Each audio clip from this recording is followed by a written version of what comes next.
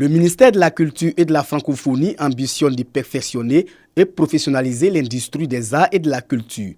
Pour relever le défi, des masterclass sont initiés au profit de 200 jeunes de Kourougou. Des formations théoriques et pratiques sur les métiers du cinéma, de l'audiovisuel, de la musique, de la mode et du design. Des artistes, des experts, des professionnels des arts et de la culture ont partagé leur expérience avec les participants. C'est très important d'être formé au métier qu'on veut faire. Et nous sommes là pour partager notre expérience avec la jeunesse. On a eu des échanges super intéressants. On peut faire de la publication sur la culture dans la région du Béquet et être vu en Chine, en France. Ça peut créer des partenariats internationaux, ça peut développer le tourisme. Écriture de scénarios de films, mixage d'un son via le numérique, vente de production sur les réseaux sociaux, création d'entreprises culturelles et artistiques. Autant de modules de formation qui ont renforcé les capacités des apprenants. Avec la venue des formateurs de J-School, j'ai appris beaucoup, comment mixer et puis comment rattraper les vitesses. Le ministre directeur de cabinet du président de la République a visité les salles de formation.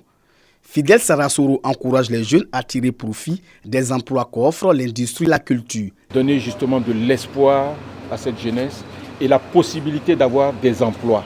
Parce qu'en réalité, la culture crée de l'emploi. Le métier est un métier de professionnel. Ce n'est pas un métier qu'on fait un peu à la va-vite. Ça se structure, ça se crée, ça s'organise. Contribution des industries culturelles et créatives à l'autonomisation des jeunes à l'heure du numérique. Tel était le thème de ces masterclass. Les meilleurs jeunes seront répertoriés pour leur participation au projet du centre incubateur dans le cadre du projet C2D. L'eau, source de vie. À Blé, dans le département de Toumoudi, il faut parcourir de longues distances pour s'approvisionner en ces liquides précieux. L'accès à l'eau potable est désormais une réalité pour les femmes de ce village qui bénéficient d'une pompe hydraulique moderne, dont d'une usine de transformation d'Anaka dans le cadre de ses actions sociales en vue d'améliorer les conditions de vie des populations. Notre joie est immense. Blé se fait connaître. Nous remercions Dorado et nous voudrons aussi que le coin soit propre pour l'avenir du village, que tout soit propre. Ce joyeux pompe à eau permettra à mon village d'épargner d'autres maladies. So we wanted to do the best that we could do. L'eau, ça c'est très important pour la humaine. So, nous avons commencé pour la première l'eau potable pour le village de Blé. We want to start doing a lot more things following this up as well. C'est le premier projet dans le Blé. Après, avec ça, nous planifions pour faire 5 villages à côté de notre usine. Les représentants du président du Sénat, du directeur général du Conseil du coton et de la NACAD remercient les donateurs. Ils exhortent les bénéficiaires à prendre soin du don par la mise en place d'un comité pour une gestion efficiente de l'infrastructure. C'est une nouvelle vie qui commence pour ces populations et son Excellence Aoussou Janouk a souhaité que ces populations prennent grand soin de cet ouvrage hydraulique. Pour le bien-être des populations du département du Toumoudi, les donateurs entendent poursuivre les actions dans toutes les localités, notamment dans les domaines de l'éducation, de la santé et d'autres infrastructures de base, sans oublier le soutien aux familles vulnérables.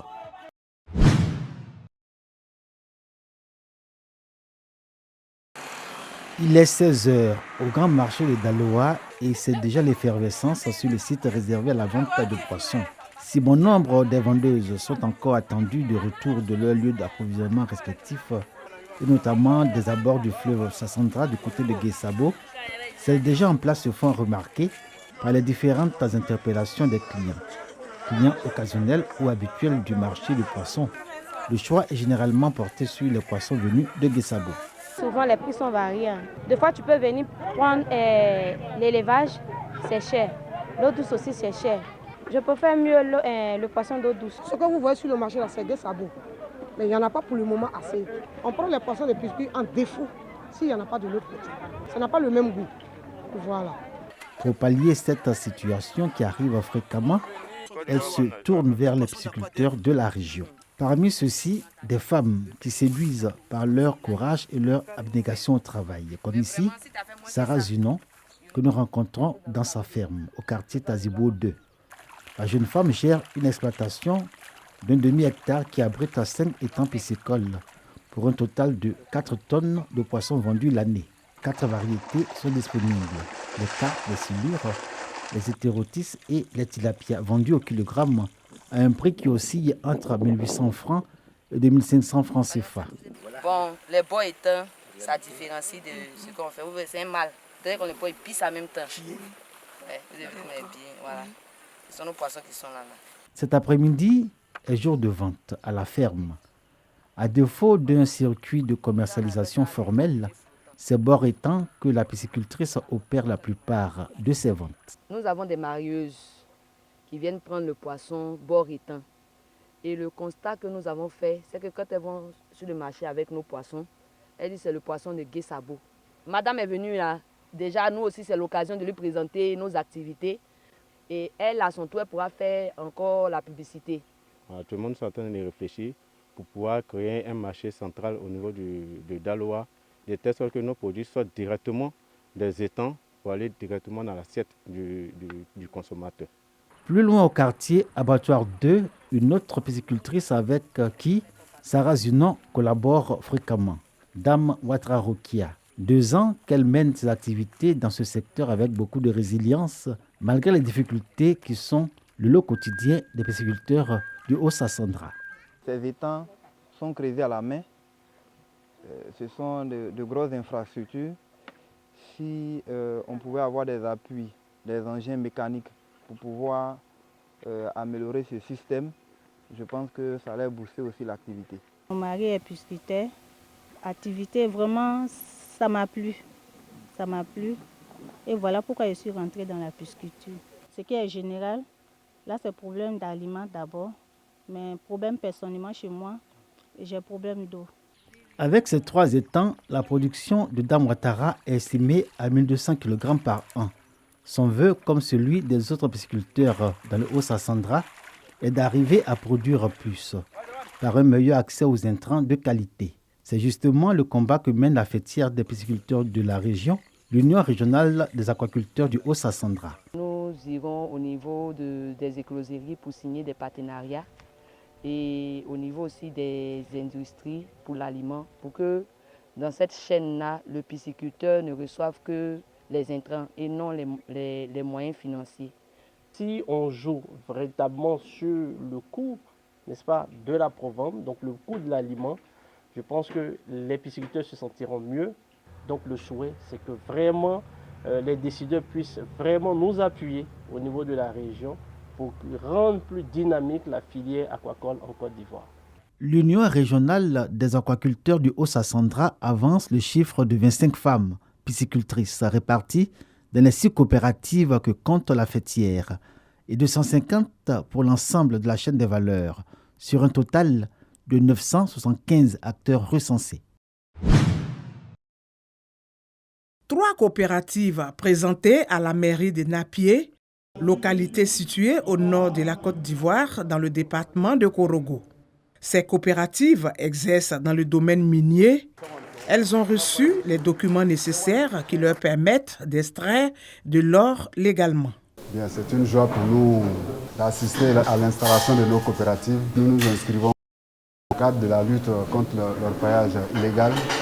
Nous voudrions lancer un appel à tous ceux qui sont encore dans l'illégalité de se joindre aux coopératives. Cet accompagnement des coopératives pour l'exploitation légale des mines est une initiative d'un cabinet d'experts dans le domaine des mines.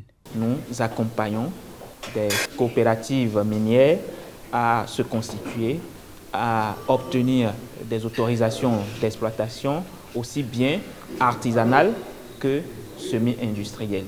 Et nous veillons à ce que ces EMAP respectent le code minier en Côte d'Ivoire.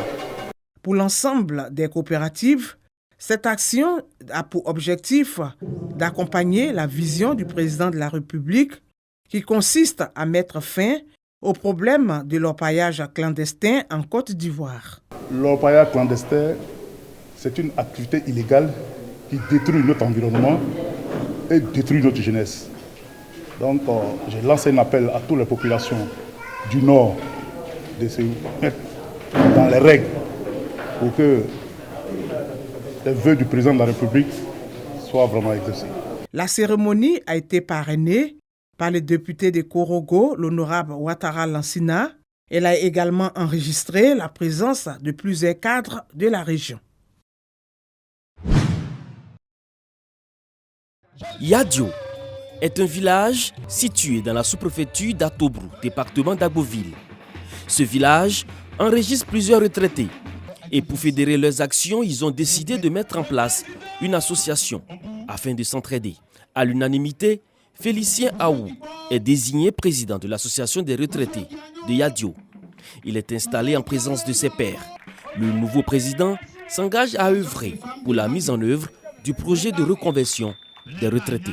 Nos ambitions sont grandes et nos objectifs nobles. De rassembler les retraités du village en une seule famille. De fédérer leurs efforts dans la recherche d'une ère décente à travers des actions de développement économique, social et culturel.